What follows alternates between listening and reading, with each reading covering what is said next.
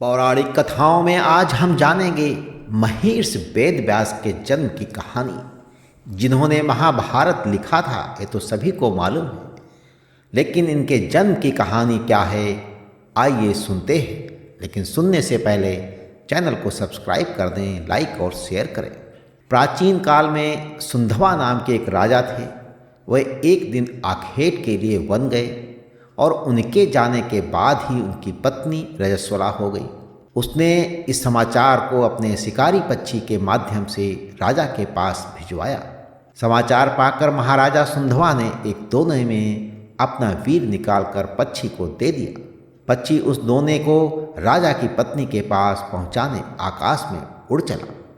मार्ग में उस शिकारी पक्षी पर दूसरे शिकारी पक्षी ने हमला कर दिया और दोनों पक्षियों में युद्ध होने लगा। युद्ध के दौरान वो दोना पक्षी के पंजे से छूटकर यमुना में जा गिरा और यमुना में ब्रह्मा के शाप से मछली बनी एक अप्सरा रहती थी और मछली रूपी अप्सरा दोने में बहते हुए वीर को निगल गई तथा उसके प्रभाव से वो गर्भवती हो गई। एक निषाद ने गर्भपूर्ण होने पर उस मछली को अपने जाल में फंसा लिया। निषाद ने जब मछली का पेट चीरा तो उसके पेट से एक बालक तथा एक बालिका निकली। वो निषाद उन शिशुओं को लेकर महाराजा सुंधवा के पास गया। महाराजा सुंधवा के पुत्र न होने के कारण उन्होंने बालक को अपने पास रख लिया और जिसका नाम उन्होंने रखा मत्स्यराज। और दूसरी तरफ जो है बालिका निषाद के पास ही रह गई और उसका नाम मत्स्यगंधा रखा गया, क्योंकि उसके अंगों से मछली की गंध निकलती थी और उस कन्या को सत्यवती के नाम से भी जाना जाता था।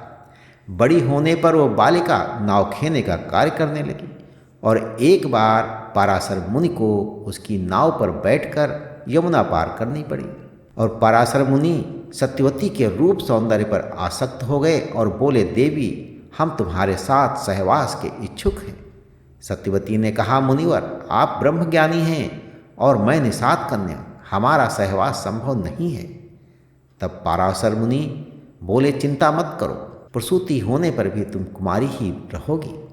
इतना कहकर उन्होंने अपने योग बल से चारों ओर घने कोहरे का जाल रच दिया और सत्यवती के साथ भोग किया। तत्पश्चात उसे आशीर्वाद देते हुए कहा, तुम्हारे शरीर में जो मछली की गंध निकलती है वो सुगंध में परिवर्तित हो जाएगी। समय आने पर सत्यवती के गर्भ से वेद वेदांगों में परांगत एक पुत्र हुआ।